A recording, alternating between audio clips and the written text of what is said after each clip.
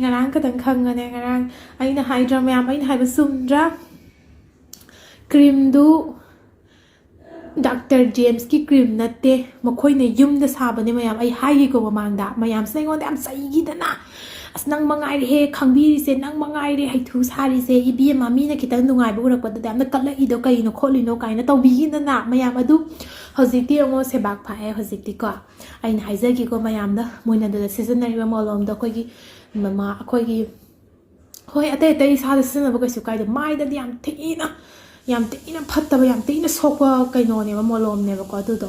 adu dun sot hot tay pa ka na khoi gi mai gi layer si ma pura khoi gi khok ta ka du ne ba khanga bra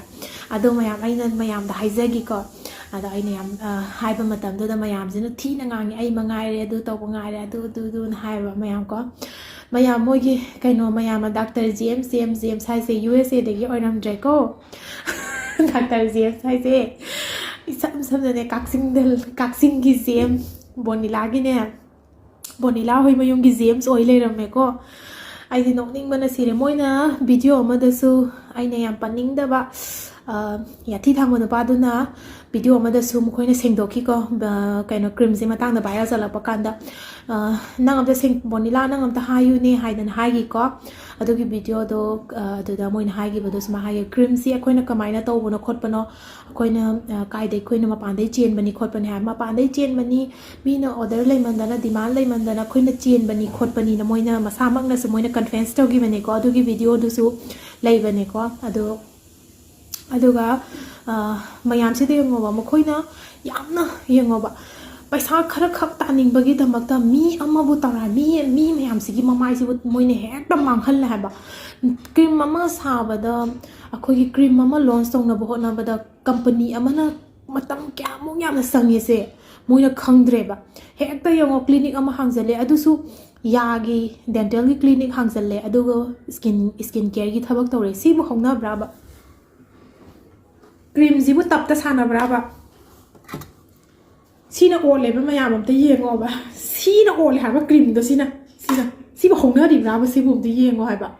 si in hai zeo ne cream bu kana na tapta sana ge ha ba ni da in ha ba di moi di ne business se nga sa gi kai no ne tha na te sai mu tang wang ba ngang du bo de ne oi kai no molom do miet pa yawi khangen da molom do miet li sai mu tang wang ba ngang du na bok ta khanga ba aina haibadi video se viral chale hai taragadi video na teba na potsi matang da mi na ngangna ba hore hai taragadi to ka da bane haiba khangabra amal laye ba khoi mai tai ma jage he na paisa pa ma he na tausan bada pura so pura sebak phak bada khangabra ado mamang da su hai gi bado hojiki hariba lupsiga moiga wari sanagre aduga wari do loisanagre khoi amhon to roi hagi na do na hongna no hoji amu kaino thogle e ko amu sabak phagle e amu viral chatle e ko ado ain haijening bade time ta natte madu dai du da akhoi di ne mogi cream do tai du budagi ni yam phajare ga khotli ga taw ma yam do hojik matha saramani oh my god ne moi no ji tawram de ji khana ba ai di ne hojik ne no wana ni ai di ne ga nang dei kala keli ne khanga ba ai di no ibe ne ba khanga ba khaba do ma daw mi le ramoi Bonila hello budagi ne ma ani rak sure chop kai ba nang ni se mayam mamang da aina ha ba sum me ko handa ga muk taw re mamang da moi lhong bak doctor kai no taw ru bai cake ke no khangte adugi muk so khre da na ado taseng ne hara ga di khaba se am thi na ini yeng ning ba actor ma ne ba khaba se magi attitude magi dialogue mak to hai rasu ngasagi magi leidana magi movement bu hai ro ma bu hai ro yam yening bane ba ado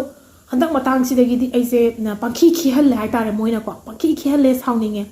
kari ye nang na mang da su yeng lui tung da su yeng lui u ba phang da re to album se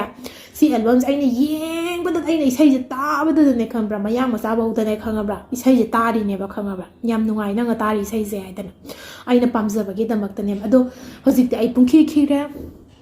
mi amana business taw da ai ne yeng sin ba gi wa na te niyom sum na business taw mi amagi mamai so on ba si ai adu ki matik nungai te ai sauning ni adu gi da mak da ai di na mu ai na yam thi na video do ai na ngang gi bani ado once mi ꯃꯌꯥꯝꯅ ꯈꯪꯅꯔꯦ ꯃꯤꯅ ꯆꯩꯔꯦ ꯍꯥꯏꯔꯒꯗꯤ ꯇꯣꯛꯑꯒꯦꯅ ꯍꯥꯏꯕ ꯇꯣꯛꯄꯁꯨ ꯅꯠꯇꯕ ꯌꯦꯡꯉꯣ ꯍꯧꯖꯤꯛꯇꯤ ꯁꯦꯕꯥꯛꯄ ꯍꯧꯖꯤꯛꯇꯤ ꯀꯩ ꯁꯥꯔꯦ ꯍꯧꯖꯤꯛꯇꯤ ꯂꯣꯏꯔꯦꯀꯣ ꯃꯌꯥꯝ ꯁꯤ ꯑꯩꯅ ꯅꯠꯇꯦ ꯃꯌꯥꯝ ꯑꯩꯗꯤ ꯅꯣꯛꯅꯤꯡꯕꯅ ꯁꯤꯅ ꯍꯥꯏꯕ ꯑꯩꯗꯤ ꯀ꯭ꯔꯤꯝꯕꯨ ꯀꯅꯥꯅ ꯇꯞꯇ ꯁꯥꯟꯅꯒꯦ ꯁꯤꯅꯒ ꯑꯣꯠꯂꯦ ꯍꯥꯏꯕ ꯀ꯭ꯔꯤꯝꯗꯨꯕꯨ ꯁꯤꯅꯒ ꯑꯣꯠꯂꯦ ꯍꯥꯏꯕ ꯀ꯭ꯔꯤꯝꯗꯨ ꯁꯤꯅ ꯅꯣꯏꯁꯨ ꯈꯜꯂꯨ ꯍꯥꯏꯕ ꯁꯤꯅꯒ ꯑꯣꯠꯂꯦ ꯍꯥꯏꯕ ꯀ꯭ꯔꯤꯝꯗꯨꯕꯨ ꯀ꯭ꯔꯤꯝ ꯍꯦꯛꯇ ꯃꯣꯏꯗꯤ ꯍꯦꯛꯇ ꯃꯤꯗꯒꯤ ꯍꯦꯛꯇ ꯏꯁꯦ ꯆꯨꯞꯄꯕꯅꯤꯅ ꯄꯩꯁꯥꯁꯦ ꯇꯞꯇꯥꯏ ꯄꯥꯏꯔꯝꯅꯦ ꯂꯦꯞꯄꯤꯕ ꯁꯅꯥ ꯃꯌꯥꯝ ꯁꯤꯕ ꯁꯅꯥ ꯃꯌꯥꯝ ꯒꯥꯔꯤꯒꯁꯦ ꯑꯇꯥꯡꯕꯒ ꯊꯧꯒꯠꯂꯛꯏꯕ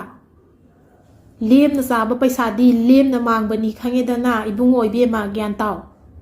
ꯂꯦꯝꯅ ꯐꯪꯕ ꯄꯩꯁꯥꯗꯤꯅꯦ ꯆꯣꯞꯄ ꯏꯀꯥꯏꯕ ꯌꯥꯝꯅ ꯅꯪꯕꯅꯤ ꯍꯨꯃꯥꯡꯕꯗꯅ ꯇꯥꯟꯕ ꯄꯩꯁꯥꯗꯤꯅꯦ ꯃꯔꯤꯛ ꯑꯃ ꯐꯥꯎꯕ ꯃꯥꯡꯗꯕꯅꯤ ꯁꯤ ꯈꯪꯉꯦꯗꯅ ꯑꯩꯅꯅꯦ ꯍꯥꯏꯔꯤꯁꯦ ꯅꯣꯏꯅꯦ ꯃꯨꯟꯅ ꯇꯥꯎ ꯑꯗꯒꯤꯅꯦ ꯑꯩꯅ ꯌꯥꯝ ꯄꯟꯅꯤꯡꯗꯕ ꯃꯤ ꯑꯃꯁꯨ ꯌꯥꯎꯔꯤ ꯀꯛ ꯇꯧꯕ ꯍꯧꯔꯛꯏ ꯍꯧꯖꯤꯛꯇꯗ ꯈꯪꯉꯕ꯭ꯔꯥ ꯃꯗꯨꯅꯦ ꯅꯝꯕꯔ 1 ꯃꯌꯥꯝ ꯂꯣꯏꯁꯤꯟꯖꯔꯒꯦ ꯀ꯭ꯔꯤꯝꯒꯤ ꯋꯥꯐꯝꯁꯦ ꯀꯣ ꯃꯌꯥꯝ ꯂꯣꯏꯁꯤꯟꯖꯔꯦ ꯉꯁꯤꯒꯤꯗꯤ